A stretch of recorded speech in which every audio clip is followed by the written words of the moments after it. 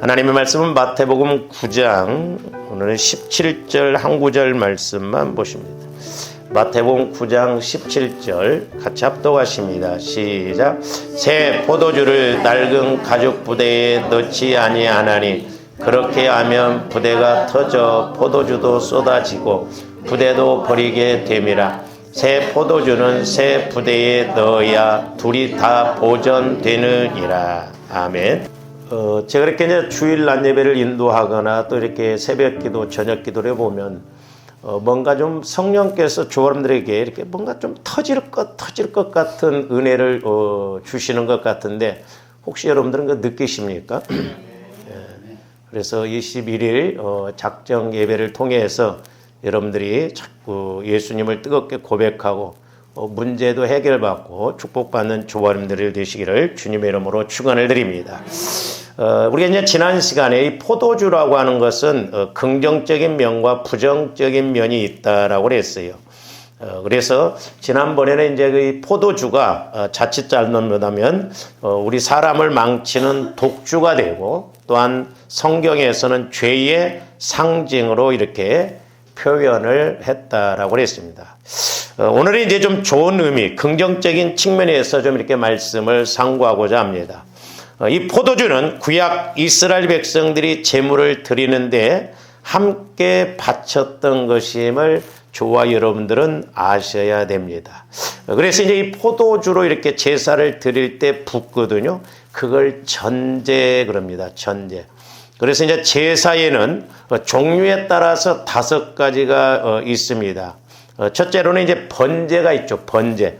번제는 완전히 태워서 이렇게 하나님께 드리는 제사를 번제라고 하고, 두 번째로는 이제 소제라고 해서 곡식을 가루로 이렇게 아주 가느다랗게 부어 이렇게 봐서 가루로 이렇게 드리는 제사를 소제 이렇게 말합니다.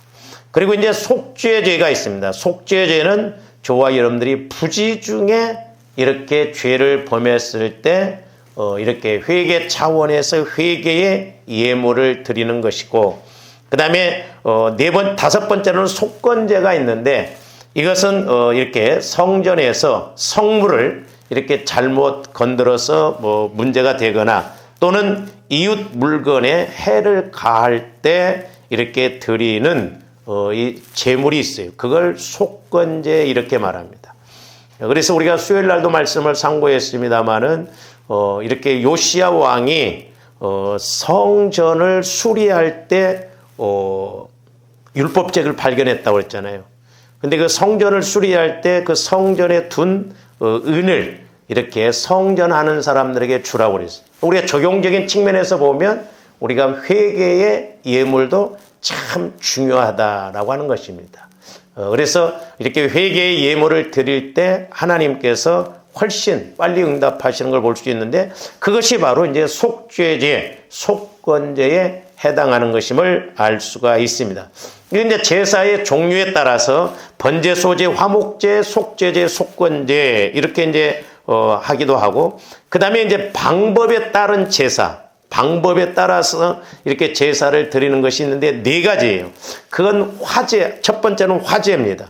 이 화제는 번제처럼 태워서 드리는 제물을 말씀하고, 그 다음에 두 번째로는 거제, 거제는 높이 쳐들어서 이렇게 드리는 제사를 말합니다. 그리고 이제 요제는 이렇게 흔들어서 초실절 때, 그러니까 예수님이 죽으심에서 부활하실 때 이렇게 깨우잖아요. 자는 사람들도. 그러니까 이 요제는 흔들어서 이렇게 드리는 제사고, 그 다음에 이제 마지막 4번째 이 전제는 뭐냐면 주로 포도주 이런 걸 통해서 쏟거나 붓는 것을 말합니다. 그래서 이제 이 전제라고 하는 것은 모든 제물 위에 마지막으로 이렇게 포도주를 붓는데 이것을 전제라고 합니다. 그러니까 제물을 이렇게 넣고 마지막으로 포도주를 거기에다 이렇게 부어요. 그걸 전제라고 합니다. 그럼 이 전제가 의미하는 그런 것은 뭐냐면 이 전제는 완전한 제사를 드리기 위한 것이었으며 이제 그 봉헌자가 그의 모든 삶을 온전히 드리는 것을 상징합니다. 우리가 이 전제의 의미도 잘 알면 상당히 깊은 의미가 있습니다. 뿐만 아니라 하나님께서는 이제 완전한 만족을 이렇게 받으시는 그런 제사예요. 그러니까 이렇게 제물을 놓고 거기에 포도주를 이제 마지막으로 부어야 드리는 사람은 완전히 드리는 것으로 이렇게 인정을 받고 하나님은 또한 이제 만족하게 받으시는 그런 제사로 이렇게 상징하고 있습니다. 그래서 레위기서 23장 13절에서는 뭐라고 그랬느냐? 레위기서 23장 하면 뭐? 그 소재로는 이제 아까 말씀드렸죠. 소재는 가루 이렇게 해서 기름 섞은 고운 가루 10분의 2 에바를 여호와께 드려 화제로, 화제는 태워서 드리는 거죠. 삼아 향기로운 냄새가 되게 하고 이제 전제로는 포도주 4분의 1 흰을 쓸 것이며 그랬죠. 저기 전제는 포도주 4분의 1 흰을 이런데 저기서 흰이라고 하는 단어는 작은 항아리를 뜻하는 애굽에서 유래한 단어로서 이렇게 액체의 양을 재는 단위예요. 이게 그릇이에요, 그릇. 이렇게 항아리 같이 이렇게 딱 그런데 근데 한 흰이라고 하는 것은 약 3.8리터. 오늘날로 말하면 여러분들이 그 생수 큰 것 있죠? 그거 2병이 좀 못 되는 그 양이에요. 근데 저기서 이제 4분의 1 흰이라고 하는 것은 0.95리터 정도 되는 양을 말하거든요. 그러니까 포도주를 그렇게 제물 위에 부으라는 것입니다. 그리고 민수기 15장 1절에서 10절도 보면 이 전제에 대해서 또한 강조를 많이 한 걸 볼 수가 있는데 자 민수기 15장 1절부터 보면 여호와께서 모세에게 말씀하여 이르시되 이스라엘 자손에게 말하여 그들에게 이르라 너희는 내가 주어 살게 할 땅에 들어가서 계속 봅니다.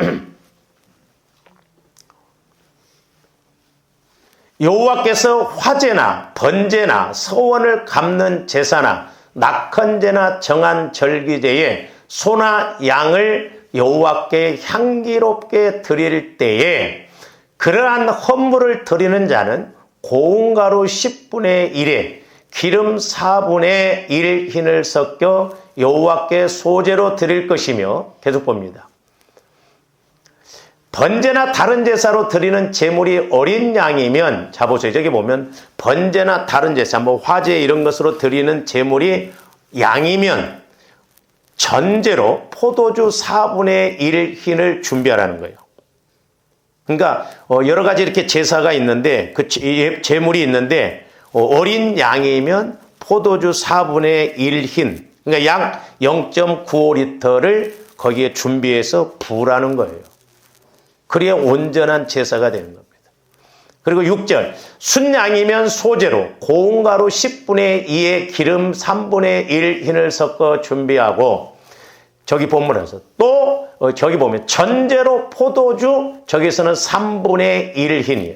아까는 4분의 1인데 이렇게 양을 드릴 때는 또 3분의 1 흰을 여호와 앞에 향기롭게 할 것이요. 8절 번제로나 서원을 갚는 제사로나 화목제로 숫송아지를 예비하여 여호와께 드릴 때에는 계속 봅니다. 또 7절에 뭐라고 그랬어요? 전제로 포도주 3분의 1 흰을 드려 여호와 앞에 향기롭게 그러니까 포도주를 이렇게 부어야 전제를 해서 드려야 여호와께 향기로운 제물이 된다는 거죠. 그러니까 이제 조아름들이 성경을 읽다 보면 이 레위기서를 보면 거기서 다 멈추거든요. 맨날 뭐 제사 막 죽이고 피를 흘리고 그러다 보니까 헷갈리거든요. 그러나 사실 저와 여러분들이 레위기서를 영적인 의미에서 보면요.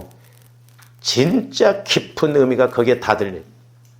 그리고 이 제사라고 하는 것은 예수님의 그런 이렇게 예수님이 이 땅에 오셔서 죽으시고 부활하시고 그렇게 하는 것을 의미하거든요. 그러니까 저 제사 의미가 다 있어요. 그 다음에 8절 번제로나 서원을 갚는 제사로나 화목제로 숫송아지를 예비하여 여호와께 드릴 때 저기 이제 숫송아지를 드릴 때에는 9절 봅니다.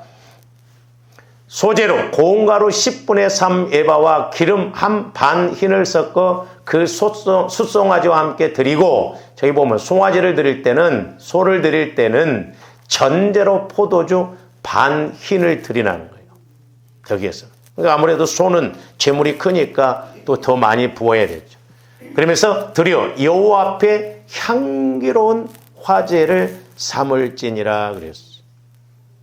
하나님께 조반들이 이렇게 온전한 예배, 온전한 제사와 같은 그런 믿음을 가지고 하나님 앞에 나갈 때 하나님께서 은혜 주실 줄로 믿습니다. 저희 어머니는요, 뭐 예수를 안 믿었다고 그랬잖아요. 다 죽어가는 사람, 구슬을 5번이나 하고 그래도 뭐 낫지를 않고, 그러니까 그 이제 무당이 우리 어머니 보러 미안하니까 교회 가라고. 그 강신무들은 압니다, 영적 세계를. 그래서 우리 어머님이 이렇게 다 죽어가는데 그 집사님 한 분이, 제가 그래서 너무너무 고마워서 그 집을 한번 찾아갔더니 집이 없어져 버렸다. 우리 아버지가 5일장 다녀오면서 중간에 이렇게 쉬었다 오시는 그, 오늘날 말하면 슈퍼마켓, 옛날에 전빵이라고 그랬어요.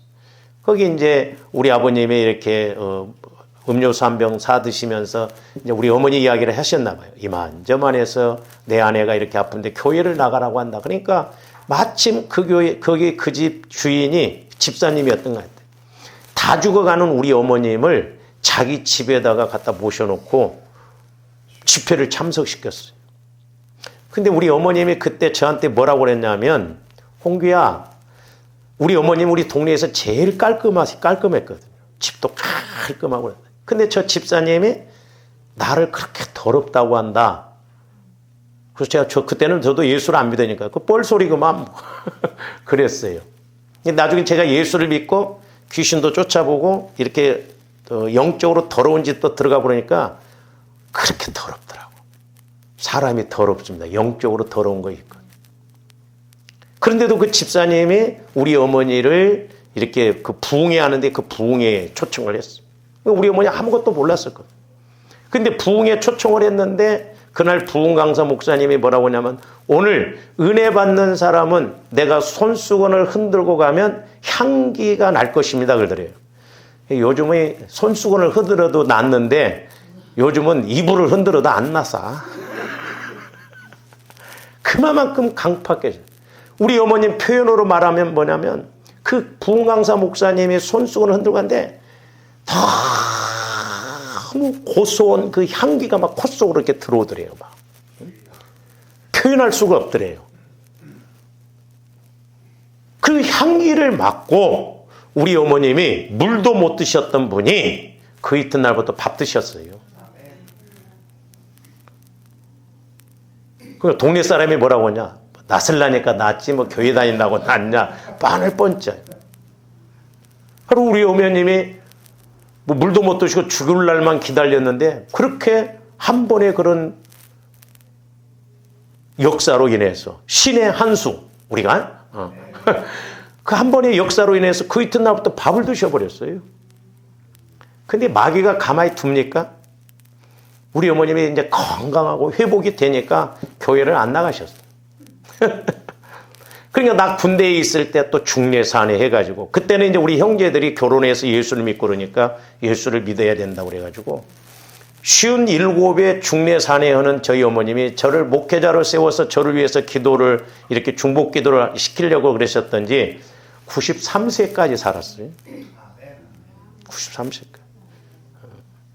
여러분들이 오래 살고 싶으시면 향기를 맡아.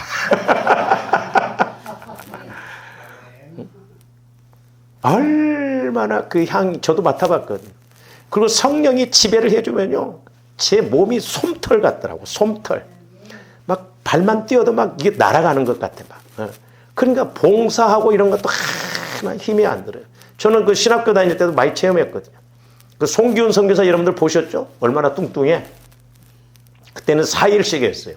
그 막 4일 하면 막 나가 떨어지면서, 전도사님 막 나는 너무너무 피곤합니다. 그럼 그때 저는, 하나님 피곤합니다. 그러면 신기하게 이 머리에서부터 꼭 목욕하는 것처럼, 비눗물 칠해놓고 목욕하는 것처럼 이렇게 쫙 피곤이 이렇게 빠져나가더라고. 그러면 꼭 하룻밤 자고 일어나는 것처럼 하나 피곤하지도 않아요. 저보고 송교선 선교사님이 전사님 하나 안 피곤해. 나는 안 피곤해. 자기는 죽겠다는 거예요. 의자에 벌러덩 들어놓고. 모를 거예요 지금. 그러니까 하나님이 붙들어 주시면 우리가 영적인 문제뿐만 아니라 우리 마음의 문제, 우리 질병의 문제, 이 질병의 문제도요, 조감들이 영적인 힘이 있어서 막 이렇게 가면요, 우리 몸도 그 영적인 세력들이 빠져나갑니다. 그래서 제가 이제 엊그저께도 이렇게 기도하면서 여러분들이 조금만 딴짓하고 조금만 기도 안 하면 대부분 기도가 안 되죠. 그게 왜 그런 줄 아세요? 여러분 안에 있는 그런 영적인 상처 쓴뿌리가 마귀가 방해를 하니까 돌을 들면 무겁잖아요. 우리 마음에 분명히 돌짝밭과 같다라고 그랬거든요. 그러니까 벌써 여러분들이 조금 바쁘고 뭐 하고 오면 금요일 날도 와서 기도하는 것 보면 기도가 안 돼. 그 왜 그래요? 영적인 힘이 안 받쳐지기 때문에 그렇다 이 말이죠. 그러니까 내 안에 있는 가시밭과 같은 마음, 그런 돌짝밭 같은 마음을 다 처리하고 성령께서 나를 지배하시면 그야말로 발걸음도 몸도 가볍고 힘있게 능력있게 나갈 줄로 믿습니다. 할렐루야. 그래서 사도 바울도 너희 몸을 거룩한 산 제사로 드리라는 거예요. 산 제사로. 그러니까 날마다 우리가 보혈을 의지해서 내 영혼, 내 마음, 내 생각, 내 육체 성령 하나님 강건하게 해주시고 피곤치 않게 해주시고, 그래서 여호와를 앙망하는 자는 독수리 날개 치며 올라간 것 같다고 그랬잖아요. 제가 그때 그래서 이렇게 몸이 가볍다고 하는 것을 느끼면서 그때 내가 운동을 했으면 높이뛰기 선수를 좀 했으면 좋겠다. 그러면 그냥 가뿐하게 그냥 넘으면 세계 싱그럽 나오고. 그러니까 조감대 하나님을 잘 믿으면 영적인 것뿐만 아니라 환경적이고 물질적인 것도 하나님이 다 책임져 주시고 해결해 주실 줄로 믿습니다. 할렐루야. 그래서 영혼이 잘 되면 범사도 잘 되고 강건하다 이 말이죠. 이제 저도 이렇게 나이가 들어보니까요, 나이 든 사람들 보면 여행 가면 보따리가 약보따리가 한 보따리입니다. 우리 권사님들도 그러죠. 고혈압약, 고지혈증약, 뭐 당뇨약, 뭔 약, 어? 그 약봉다리에 놓고 막 기도를 하세요. 막. 할렐루야. 약 안 먹고도 하나님 건강하게 팔팔하게 살다가 건강하게 살다가 야, 나 몸이 좀 이상하다. 그래서 한 일주일 병원에 가서 좀 입원했다가 회개 실컷 하고 빠이빠이. 그러면 얼마나 좋아. 돈도 못 벌어놓으면서 병원에 가서 돈만 다 까먹고 그러지 말고, 응? 속색이지 말고, 응? 하나님 앞에 우리가 막, 그러니까 성령께서 우리 교회에 그동안 조함대 기도하고 온 것이 있잖아요. 그러니까 뭔가 지금 하나님께서 일을 터뜨리시려고. 제가 그런 걸 잘 못 느꼈는데 오늘 또 기도하면서 뭔가 막 내가 눈을 감고 기도하면 여러분들이 막 팍팍 나가 떨어질 것 같아. 근데 돌처럼 그러다 보니까 안 나가 떨어질 것 같아. 그러니까 사모하는 마음, 막 그런 마음이 있어야 된다 말이죠. 네? 할렐루야.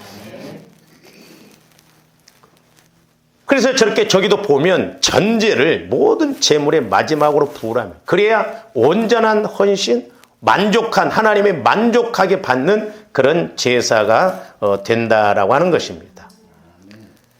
그래서 이제 사도 바울도 보면은 자기가 죽음을 앞두고 뭐라고 표현을 했냐면 저 전제를 표현하는데, 자, 디모데후서 4장 5절에서 8절 한번 봅니다.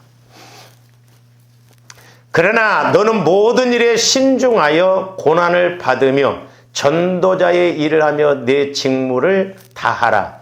6절, 전제와 같이 내가 벌써 부어지고 나의 떠날 시각이 가까웠도다. 그러니까 이제 사도 바울도 복음을 전하면서 자기 생명을 다 이렇게 내놓고 이렇게 이제 마지막으로 재물을 놓고 포도주를 붓는 전제처럼 자기 생명도 이제 마지막으로 이렇게 제사를 드리는 것처럼 내 죽을 날이 가까웠다 이 말이죠.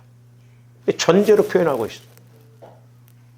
그래서 조금더 전제의 영적 의미를 좀 알고 가야 될 줄로 믿습니다.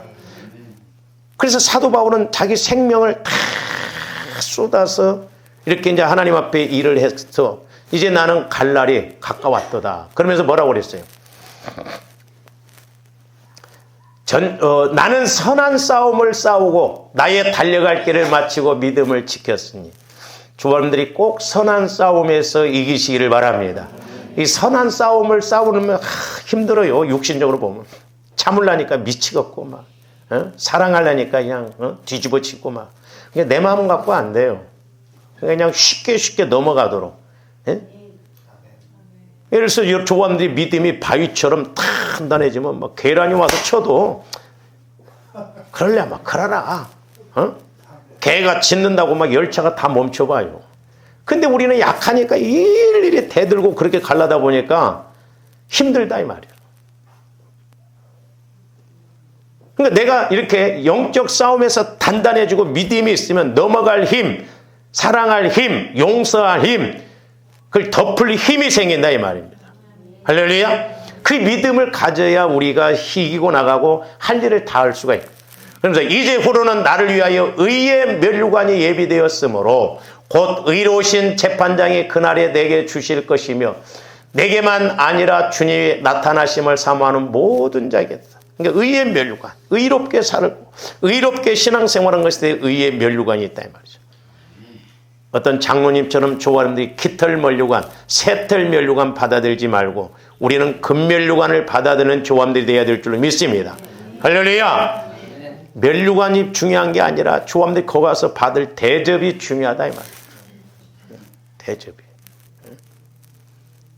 세상에 천국에 가서까지 검은 고무신 신고 있지 말고 그렇잖아요. 지금 누가 검은 고무신 신어? 근데 아무것도 안 하고 죽으니까 어떤 집사님 남편이 검은 고무신 신고 있더라잖아.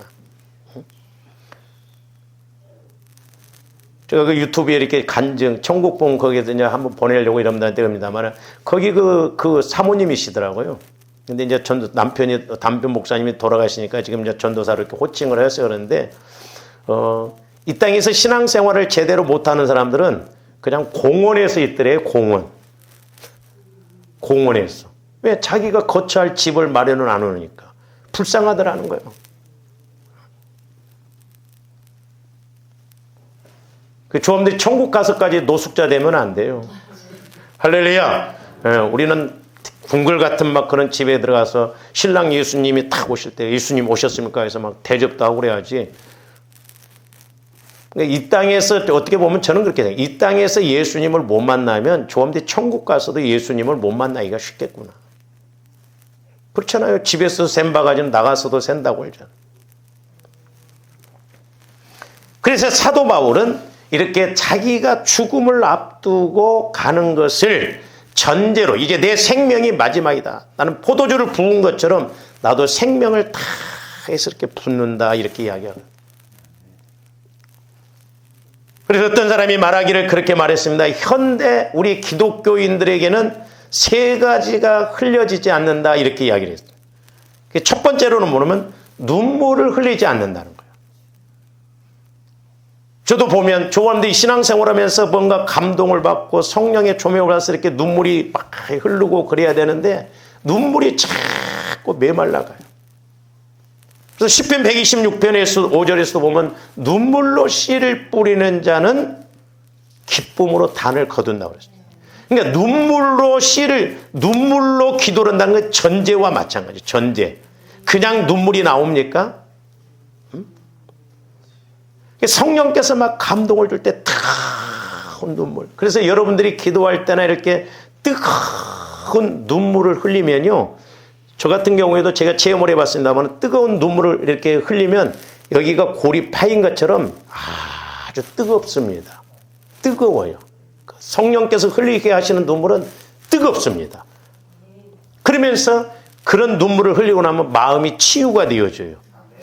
그러니까 다른 것도 다른 거지만 여러분들이 성령을 통해서 많이 우시면 내 마음이 치유가 되어집니다. 신기해요. 시원합니다.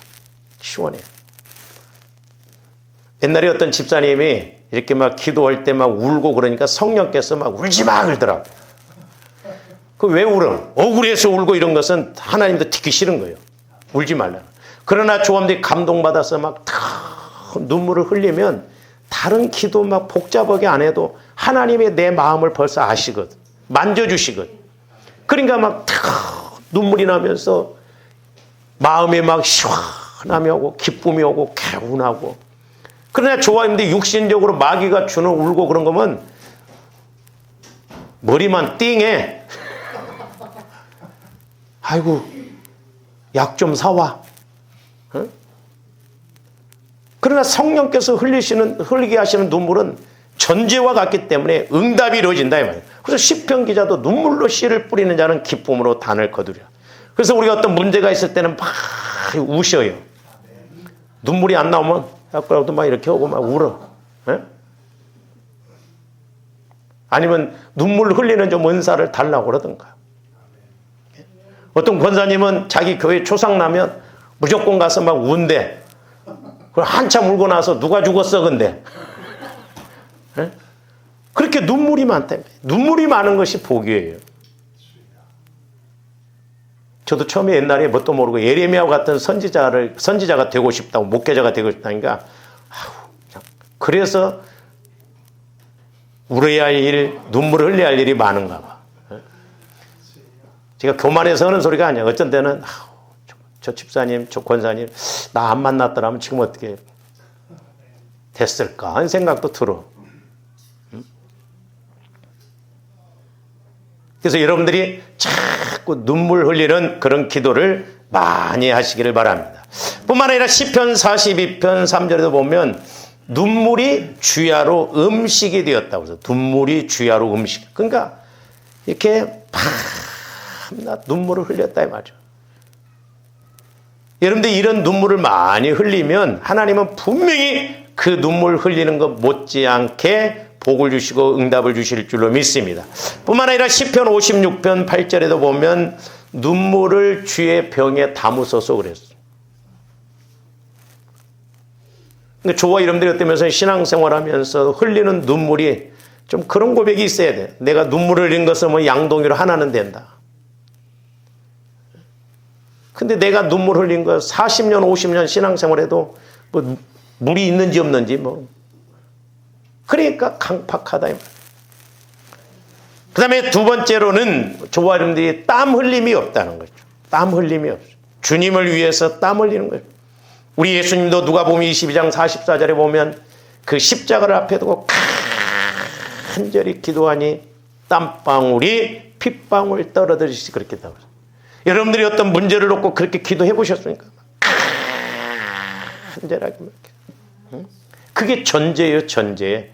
그래서 제가 이렇게 기도도 해보니까 간절하게 기도하는 게 중요해요. 마음을 다해서, 힘을 다해서 하나님 오늘 해결해 주시면 안 됩니다. 간절하게. 그럼 막 땀이 나거든. 땀이. 추운데도 땀이 납니다. 막. 그럴 때 분명히 그 땀 흘리는 기도 수고는 하나님께서 헛되이 여기지 아니하시고 은혜를 주신 것을 볼 수 있어요. 그러니까 여러분들이 봉사를 하더라도 뭘 하더라도 막 땀 흘려가면서 하셔요. 네? 옛날에 제가 이렇게 이제 교회에서 뭔 일을 하면 집사님 한 분이 양복 입고 와서 깔짝깔짝 오고 말아. 내가 집사하고 집사가 목사 같아. 뭐 그렇다고 해서 제가 일을 안 한다는 게 아니거든. 그러니까 우리가 뭔 일을 할 때 막 적극적으로 해야지. 아이, 그러잖아요. 애들 또 밥을 깨작깨작 먹는데 그렇게 먹으나 먹지 마, 그러잖아. 예? 우리가 주의 일도 할 때 좀 막 달라들어서 그렇게 해야 될 줄로 믿습니다. 할렐루야. 응? 그래야 건강도 오죠. 그리고 여러분들이 이렇게 봉사에 아플 때도 기도하면 금방 낫지. 하나님 앞에 봉사도 않고 헌신도 않고 해놓고 뭐 하나님 주세요? 하나님은 이웃집 할아버지 아니에요. 이제 적어도 60 넘으신 우리 권사님들 얼마 남았어요? 부지런히 상급을 쌓아놔야 될 줄로 믿습니다. 상급을. 왜? 그 나라에 가서 좀 면류관을 받아들고 의롭다 칭찬받는 조범들이 돼야 될 거 아니에요. 우리 신앙생활은 어떤 놀이가 아니라니까. 그 다음에 마지막 세 번째로는 피 흘림이에요. 피 흘림. 물론 이제 계시록에 보면 순교를 하면서 피를 흘린 거 많은데 여러분들이 그런 피는 못 흘린다고 하더라도 이렇게 칼질하다가도 피 좀 나면 피 흘렸다 그렇게 생각해. 언제 피 흘릴 거예요? 언제? 에? 언제 피 흘릴 거냐고. 막 청소도 한번 딱 부딪혀. 막. 피 흘리면 그래도 내가 피 봤다. 하나님 아시죠? 솔직히 점검해봐. 여러분들 주의 일 하면서 피 한 방울 흘려봤는가? 에? 그러니까 아팠어. 에? 이게 심은 대로 거둔다니까요. 조원들 믿음 갖고 순교하겠어요? 그거 어려워. 그러니까 우리는 막 칼질 하다가도 막 한 번씩 이렇게 오고. 그래서 피를 흘려. 땀도 안 흘려, 눈물도 안 흘려. 그러니까 그렇게 하라도 한 번씩 해. 막. 그래서 어떤 데는 제가 봉사하다가 청소하다가 한번 팍 때리고 싶어. 막 피나도록 막.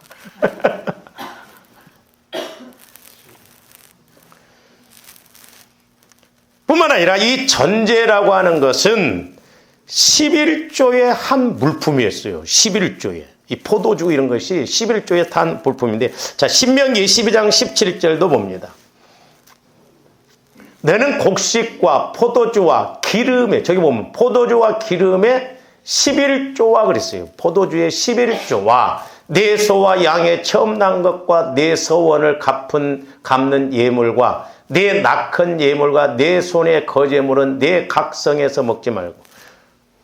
그 천국을 보고 오셨던 전도사님 하나 있는데 요즘 유튜브에서 뭐 11조 안 와도 된다 뭐 하는데 무섭더라는 거예요. 그 심판을 어떻게 감당하려고 그런 이야기를 하냐는 거예요.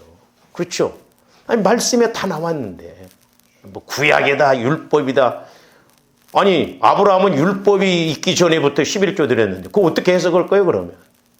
그러니까 조함대 분별을 차려. 마귀가 그러니까 말세지 말에는 교묘하게 육신적으로 그렇게 해서 하나님과의 관계를 못 맺게 한다 이 말입니다.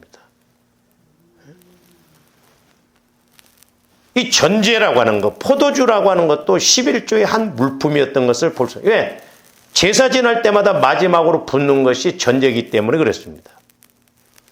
뿐만 아니라 귀한 손님의 접대용으로도 쓰기도 했습니다. 사사기 19장 19절도 보세요. 우리에게는 나귀들에게 먹일 집과 여물이 있고 나와 당신의 여종과 당신의 종인 우리들과 함께 한 청년에게 먹을 양식과 포도주가 있어 무엇이든지 부족함이 없네. 저기 보면 포도주. 손님을 이렇게 접대할 때도 이렇게 전제와 같이 포도주를 준비하는 걸 볼 수가 있고, 그리고 이제 보편적인 음료수로도 쓰였습니다. 그 사무엘상 10장 3절도 보세요. 네가 거기서 더 나아가서 다볼 상수리 나무에 이르면 거기서 하나님을 배우려고 베델로 올라가는 세 사람을 만나리니 한 사람은 염소 새끼 셋을 이끌었고 한 사람은 떡 세 덩이를 가졌고 한 사람은 포도주 한 가죽 부대를 가진지라 그랬어요. 이 어떻게 보면 이제 저와 여러분들이 이렇게 선한 영향력, 우리가 그 사람을 살리고 그 사람을 위해서 기도해주고 힘쓰고 이렇게 할 때 하나님이 저와 여러분들에게 갚아주실 줄로 믿습니다. 그래서 우리 예수님이 포도주를 마셨는데 이 첫 이적이 물로 포도주를 만드신 일인 것을 보면 포도주를 무조건 이제 우리가 부정적인 것으로 인식한 것이 아님을 알 수 있습니다. 당시에는 그 유대 땅에는 그 석회질이 있고 그래가지고 이 포도주 이런 것을 음료수로 많이 마셨어요. 그런데 우리 예수 믿는 사람들은 좀 조심해야 돼요. 왜냐하면 아무래도 술이 들어가면 제정신이 아닌데 우리 목사님들 중에서도 이 주초 문제를 아직 못 끊으신 분들이 있더라고. 그리고 와인 같은 거 그냥 우습게 먹더라고요. 그게 아니거든. 자, 마태복음 11장 19절 한번 봅니다. 인자는 와서 먹고 마심에 말하기를 보라 먹기를 탐하고 포도주를 즐기는 사람이요 세리와 죄인의 친구로다 하니 지혜는 그 행한 일로 인하여 옳담을 얻느니라. 이제 우리나라 같은 경우는 미국 선교사님들이 와서 보니까 이 술이 문제고 담배가 문제여서 이제 이렇게 술 담배를 못 먹겠습니다만은 이렇게 간증 들어보면 옛날에 어떤 권사님은 술 담아갖고 술로 그렇게 전도를 많이 했대요. 술로도.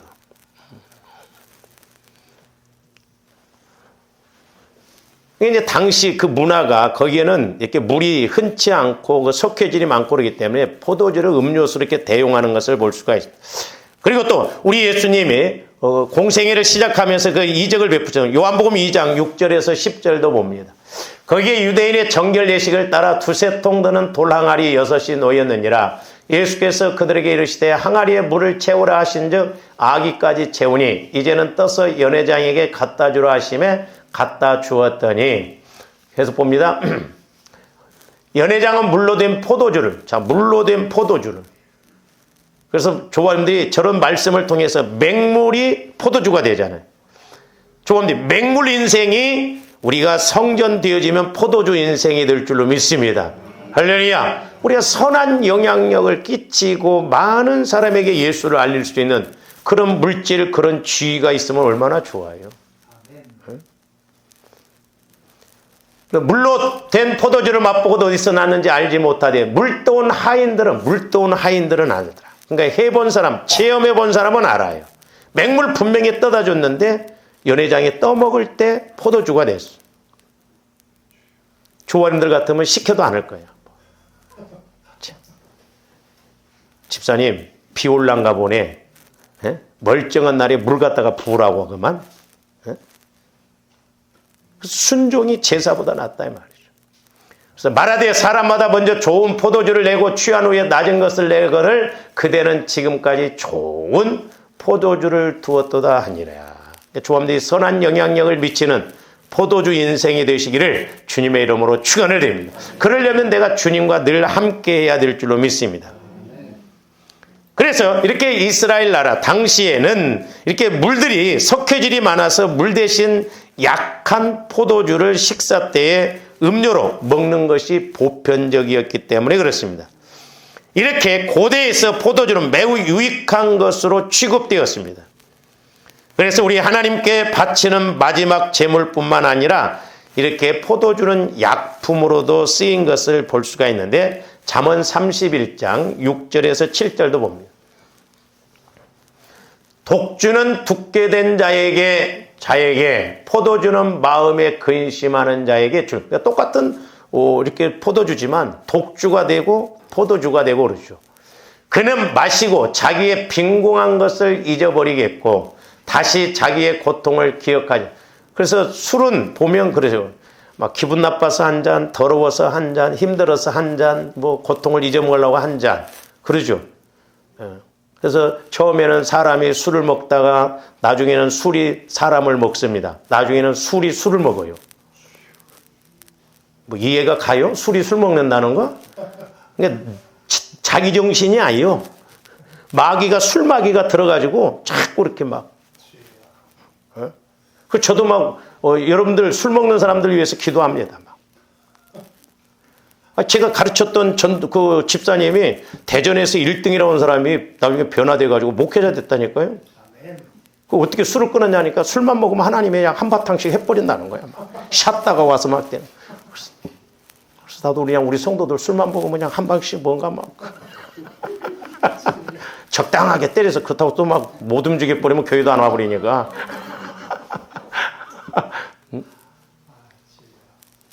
우리 교회에 술 끊는 사람들 많았어요. 우리 하 집사님도 저기 계시지만 술 끊었고, 이강진 집사님도 술 끊었고, 이강진 집사는 자기는 술 먹으려고 술집 차리고 그랬던 분. 6시만 되면 술시. 우리 하 집사님이랑 기억하실지 모르겠어요. 처음에 나 만났을 때 막 식사하면서 목사님 오라고 그래갖고 술 끊었잖아요. 대화만 많이 해도 끊었죠.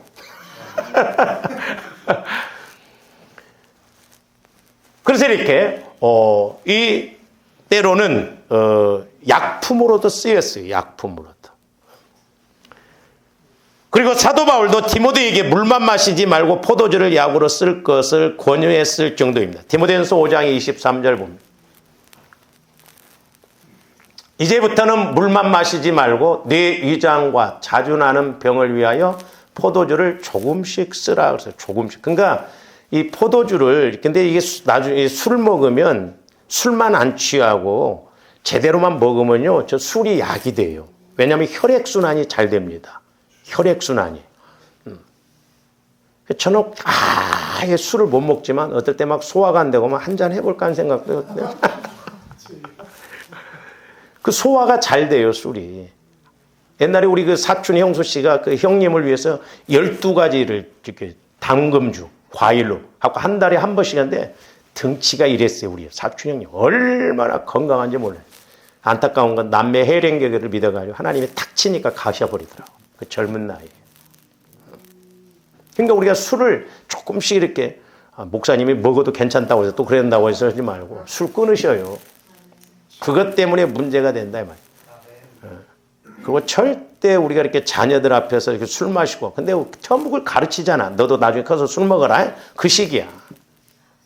뭐가 되겠냐고.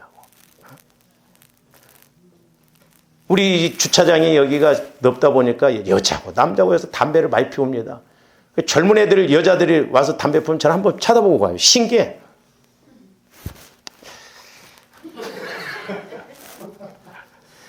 얼굴도 참 이쁘게 생긴 애가 저 어떻게 제다가 저렇게 담배까지 피울까. 그리고 옛날에 이렇게 우리 시골서도 보면 막걸리를 먹어야 힘이 난다고 하는 분이 있는데 이상하더라고. 나는 막걸리 먹으면 자야 되는데 그때 힘이 난대요. 그래서 물론 이렇게 조금씩 먹어서 약으로도 쓰는 경우가 있지만 보편적으로 술은 우리에게 나쁜 영향을 미치거든. 그렇기 때문에 우리는 성령의 새술을 먹어서 우리가 그런 걸 안 먹어도 얼마든지 기쁘고 즐거운 그런 은혜가 있기를 주님의 이름으로 축원을 드립니다. 기도하십니다. 사랑의 주님 감사를 드립니다. 우리가 이제 묵은 포도주와 새 포도주에 대해서 상고를 하고 있습니다. 이제 아버지 하나님 그 영적인 의미를 알아 우리들도 성령의 새 포도주에 취하게 하여 주셔서 우리가 하나님이 주시는 그 은혜로 기쁘고 힘있고 능력있게 살아가는 저희들 되게 하여 주시고 또한 우리가 늘 하나님 일에 아버지 하나님 마음과 힘을 다하고 땀을 쏟고 눈물을 쏟고 피 흘리기까지 순종하여 영광 돌리는 저희들 되게 하여 주시옵소서. 감사와 영광을 돌리오며 예수 그리스도 이름으로 기도하옵나이다. 아멘.